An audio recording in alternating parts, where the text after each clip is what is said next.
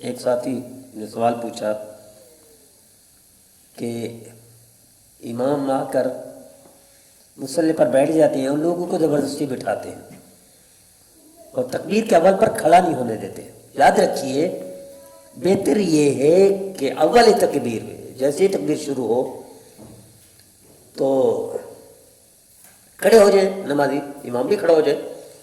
لیکن اگر کوئی بیٹھا ہے تو یہ بیٹھنا حرام نہیں ہے، بہتر اول میں ابتدائی وقت میں کھڑا ہو، جیسے اللہ اکبر مؤذن مکبر کہے، مؤذن کہے، کھڑے ہو جائیں۔ اگر کوئی حی علی الفلاح حی علی الصلاح پر کھڑا ہوتا ہے، اشہد ان محمد رسول اللہ کے بعد کھڑا ہوتا ہے تو یہ جائز ہے، لیکن تشدد کرنا، زبردستی بٹھانا یہ ناجائز ہے، زبردستی کھڑے نہ ہونے دینا یہ ناجائز ہے، یہ تشدد شریعت میں نہیں ہے۔ بعد میں کھڑا ہونا، حی علی الصلاح حی علی الفلاح پر کھڑا ہونا ثابت ہے، اس پر لڑائی نہیں کرنی چاہیے، اس کو ایشو بھی نہیں بنانا چاہیے، لیکن یہ چونکہ ایک رواج بن چکا ہے، ایک رسم بن چکی ہے، ایک بدعت بن چکی ہے، تو اس بدعت سے بچنا بھی چاہیے، اس رسم سے بچنا بھی چاہیے۔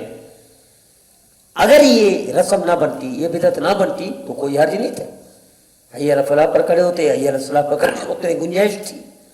لیکن بہتر یہ کھڑا ہو، ابتدا میں ہو لیکن آخر میں کوئی کھڑا ہوتا ہے، جائز ہے۔